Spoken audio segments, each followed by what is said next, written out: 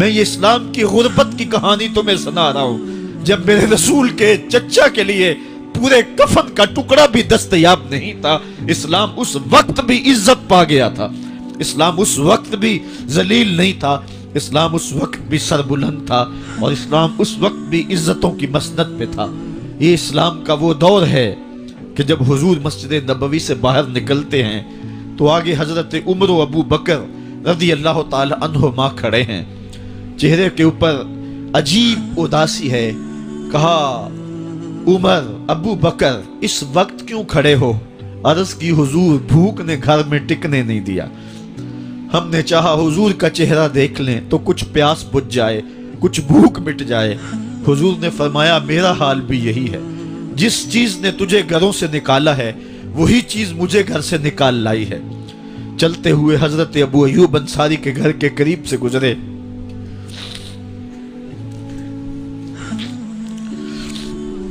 حضور کی خوشبو پا کے وہ باہر آ گئے۔ عرض کی بندہ نواز آج میرے مہمان نہیں بنتے؟ حضور نے کہا تمہاری مرضی۔ گھر لے گئے، چٹائی بچھائی، حضور کو بٹھایا، گھر والوں کو بکری کا بچہ ذبح کر کے دیا، کہا جلدی جلدی کھانا تیار کرو، میرے آقا کو بھوک لگی ہوگی۔ یہ کہہ کے واپس آئے، حضور کے پاس بیٹھے، نظر چہرے پہ پڑی تو گھبرا گئے۔ نکاحت کے آثار اتنے واضح تھے کہ سمجھ آ رہی تھی کتنے دنوں سے حضور نے کچھ نہیں کھایا۔ اٹھ کے باغ میں چلے گئے، کھجوروں کا خوشہ توڑا، حضور کے سامنے رکھا، کہا بندہ نواز جب تک کھانا تیار نہیں ہوتا یہ کھجوریں تناول فرمائیں۔ تھوڑی دیر کے بعد کھانا دسترخوان پہ لگ گیا، حضور سے عرض کی گئی حضور آئیں کھانا تناول کر لیں۔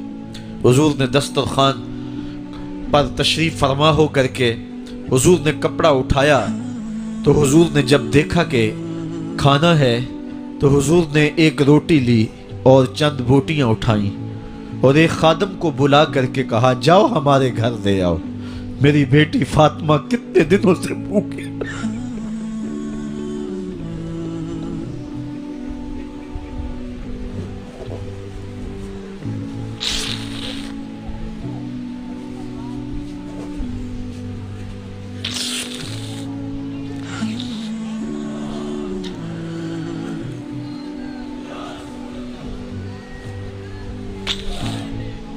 کہا جاؤ ہمارے گھر دے آؤ، میری فاطمہ کتنے دنوں سے بھوکی بیٹھی ہوئی ہے، مال کے کونین ہیں گو پاس کچھ رکھتے نہیں، دو جہاں کی نعمتیں ہیں ان کے خالی ہاتھ میں۔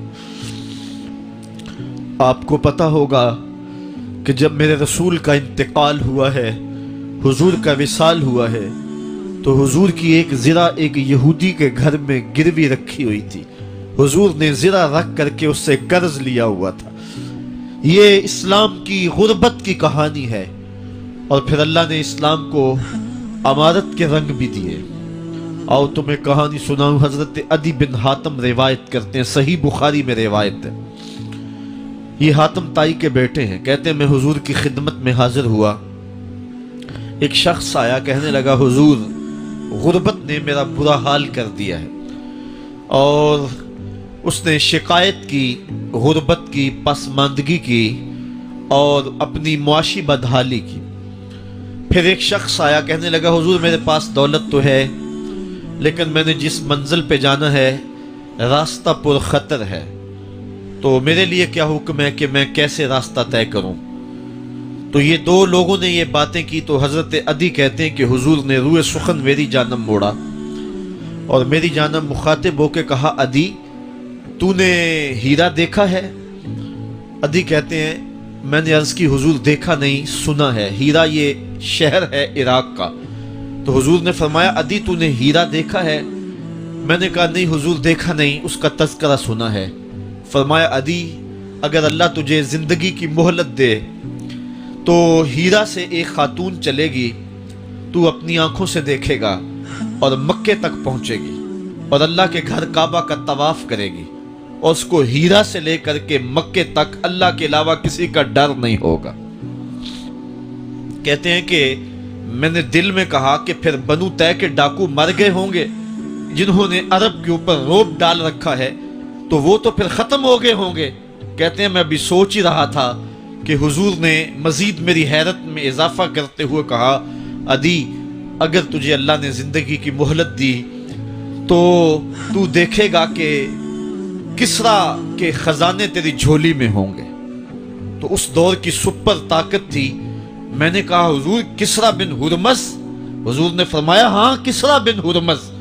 کہتے ہیں کہ حضور نے پھر فرمایا عدی اگر تو زندگی پائی تو تو وہ دن بھی دیکھے گا کہ ایک شخص زکوٰۃ کی رقم لے کر کے، زکوٰۃ کی چاندی لے کر کے، زکوٰۃ کا سونا لے کر کے نکلے گا اور اس کو کوئی زکوٰۃ کا مستحق ہی نہیں ملے گا۔ حضرت عدی بن حاتم کہتے ہیں کہ پھر میں نے وہ منظر اپنی آنکھوں سے دیکھا کہ ہیرا سے ایک خاتون چلی اور مکے تک پہنچی اور امن ایسا تھا کہ اس کو اللہ کے علاوہ کسی کا ڈر نہیں تھا۔ پھر وہ لمحے بھی میں نے دیکھے کہ کسرا بن ہرمز کے خزانے مسجد نبوی کے باہر پڑے ہوئے ہیں۔ تو کہتے ہیں تیسری چیز میں دیکھ نہ سکا اور میں نے لوگوں کو کہا کہ یہ میں تو نہیں دیکھ سکا، میری شاید زندگی وفا نہ کرے، اور اگر تمہاری زندگی وفا کرے تو تم دیکھنا میرے آقا نے جو فرمایا تھا 2 باتیں تو پوری ہو گئی ہیں اور تیسری بات تم دیکھ لو گے۔ حضرت یحییٰ بن سعید فرماتے ہیں کہ حضرت عمر بن عبدالعزیز کا زمانہ تھا اور انہوں نے مجھے افریقہ کی جانب زکوٰۃ وصول کرنے کے لیے بھیجا۔ میں وہاں سے زکوٰۃ وصول کی اور پھر میں زکوٰۃ لینے والے مستحقین کو ڈھونڈنے لگا تو کہتے ہیں مجھے کوئی مستحق نہ ملا۔ پھر میں غلام پکڑتا اور اس کے پیسے دے کے اس کو آزاد کرواتا چلا جاتا۔ حضرت عمر بن عبدالعزیز کا زمانہ ہے کہ گورنر ہے عراق کا، وہ حضرت عمر بن عبدالعزیز کو لکھتا ہے کہ اتنی رقم ہے اس کا کیا کرنا ہے؟ تو عمر بن عبدالعزیز کہتے ہیں رقم لے کے یہاں نہ آنا، وہاں عراق کے لوگوں میں بانٹ دو، جو زکوٰۃ کے مستحق ہیں ان کو تقسیم کر دو۔ تو گورنر لکھتا ہے جو مستحق ہے ان کو دے دی، اب کوئی مستحق نہیں رہا تو میں کیا کروں؟ تو حضرت عمر بن عبدالعزیز کہتے ہیں جو مقروض ہیں ان کا قرض اتار دو۔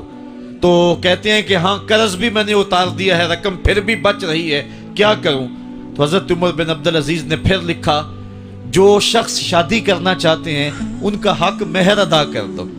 میں نے کہا کہ وہ بھی کر دیا ہے، رقم پھر بھی بچ گئی ہے، اب کیا کروں؟ تو حضرت عمر بن عبدالعزیز نے مجھے لکھا کہ جو غیر مسلم ہیں جنہوں نے ٹیکس دیا ہوا ہے، جتنا ٹیکس دیا ہے اس سے دگنے پیسے ان کو قرضے میں دے دو اور ان کو کہو جاؤ اس کا کاروبار کرو، کھیتی باڑی کرو، اور ساتھ انہیں یہ بھی کہہ دینا قرض کی فکر نہ کرنا اور زیادہ اس میں پریشان نہ ہونا، جب دے سکو گے دے دینا۔ یہ دور بھی پھر اسلام نے دیکھا اور یہ گھڑیاں بھی دیکھی، جب چتھڑے پہنے ہوئے تھے، جب پیوند لگے لباس پہنے تھے، جب پیٹ میں ڈالنے کے لقمہ بھی نہیں تھا، اللہ کا دین اس وقت بھی غالب تھا